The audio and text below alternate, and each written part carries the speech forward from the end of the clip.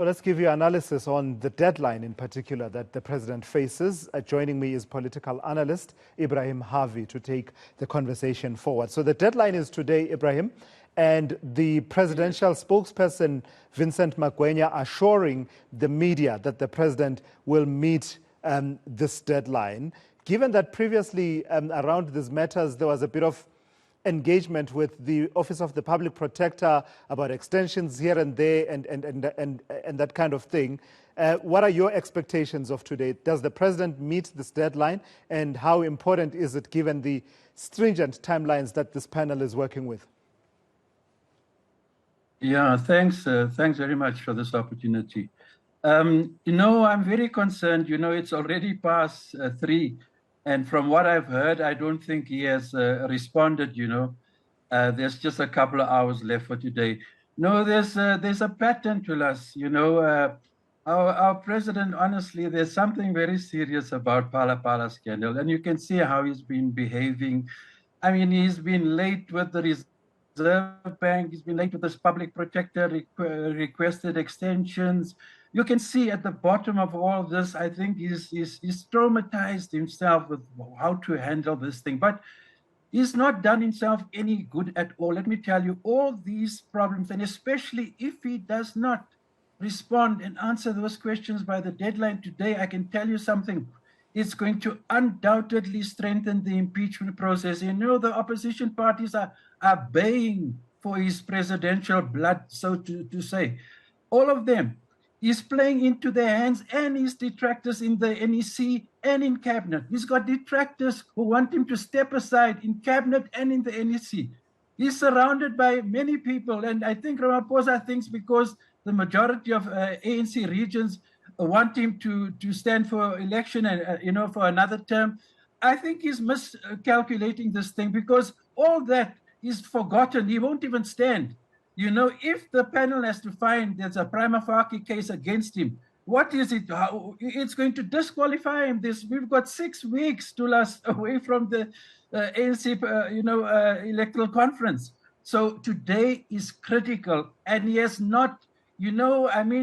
People generally have become very skeptical. If there's one issue that I think the public and the ANC, even the grassroots membership, is getting very worried about Ramaphosa since he took office in 2008, is this Phala Phala, the biggest crisis of his political life.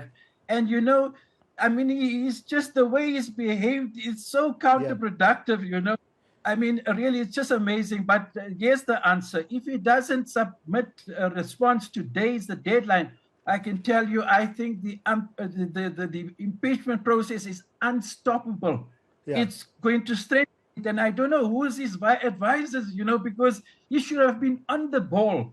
This is the parliamentary panel, and it's probably the most important because it's parliamentary based that's looking into that scandal, Are we past Ebrahim Harvey the point of giving him any benefit of the doubt that says, previously he was asked a question by Musi Maimane all those years ago, and he gave an answer only for him to be so entangled and coiled up in confusion and controversy later on when it turned out that, there was a mismatch between what he was asked and what he was answering. Not saying that the situations are comparable, but asking whether we are past the point of giving him any benefit of the doubt that says he's being typical Cyril Ramaphosa, wants to cross his T's and dot his I's. No, honestly, on this matter, really, generally across the board in society and increasingly and very important, go and look at what's happening in the cabinet and the NEC. Some people are even going so far as to call him to step aside. I think it's a bit premature. You can only step aside or required to do so when you've been formally charged. But to us, the question is, where is Cyril's mind? Where is Ramaphosa? Who is his advisors at the moment regarding this critical and crucial matter? And 6 weeks before the electoral conference of the ANC. I really don't understand. It's a self-defeating pattern that is evolved around this Phala Phala gate scandal. And his conduct has been so contradictory, He's hardly won any friends in the public and generally because people are puzzled.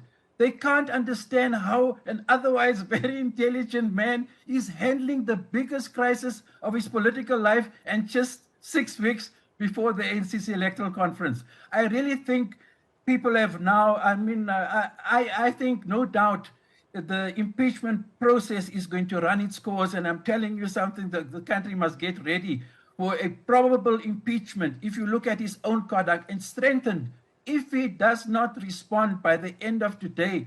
I think it's curtains for him, really. And Ebrahim, while you and I are talking about this and the deadline, while the clock is ticking, the president is actually on his way. Well, I don't know if he has departed yet, but basically he's headed for Sharm el-Sheikh in Egypt. Can that be read as a man who is unperturbed, who believes that, let the chips fall where they may, I will just proceed with my work? But it's ludicrous when it's so counterproductive. What is wrong with Ramaphosa? Because no matter what other factors you might speak about, how he's playing around, etc., equivocation, this is the independent parliamentary panel that's been appointed. And you think he's going to win the favor and good fortune and a good impression he's going to make with any of those lawyers? That panel consists of lawyers. I mean, they're not going to take kindly, and his fate and future, let me tell you, is in the hands of the panel. Now, what is the panel going to think, if by the end of today he hasn't responded to the questions, which is the heart of what they must consider, whether he's got an impeachable case to answer, or not. Yeah. No, it's just unbelievable. A man that I know now for 40 years, I cannot wrap my head around how he's handling this matter. It's utterly self-defeating and contradictory, Lastly then, Ebrahim, please weigh in for me then on how the ANC plays this one out. A few weeks ago, the former president, Thabo Mbeki, making the point that the members of the ANC need to ready themselves and sort of weigh up the possibilities either way, with the possibility that this panel comes back and says there's no prima facie case against the president for impeachment, or it comes out with a finding the other way that says actually there is a prima facie case, and the former president then saying either way this will have implications for the ANC, especially towards the conference and beyond. So how does the ANC play this one out, including in the event that this goes on to the point where it's said there's a prima facie case for considering impeachment? How does the ANC caucus in parliament then play that one? No, the question is not, obviously if they find that there is no impeachable case, there's no prima facie, that's a different matter. Obviously it means that. The problem is, and Mbeki, let me tell you something, Mbeki is actually hinting, because I think to Mbeki and to my mind, I'll tell you without any shred of doubt, I think he has such serious problems, that scandal really weighs, a whole lot of issues come to mind, and no doubt I think it's partly influenced his behavior, but he's creating serious problems for his followers in the ANC who wants him for a second term. Because what he's doing is he's shooting himself in the foot. This is going to disqualify him. I'm certain that the panel is not going to take kindly, especially if he does. Then the likelihood is that by the end of today, because I also heard he's about to board the flight, or he's left the country for some foreign destination that he's going to, which alone, if it is factual and he has left, tells you and reinforces what is happening to Ramaphosa. We don't know. I mean, he should be in the country sitting with his advisors now and sitting on a response to those questions. That should be his priority. Instead, we hear that he's left the country or about to leave the country, and you're talking about a few hours left before the end of today. To us, it's just incredible, really. And I think his most fervent supporters in the ANC who wants him to have a second term is shaking their heads, really. It's just I mean, this leaves a very bitter taste.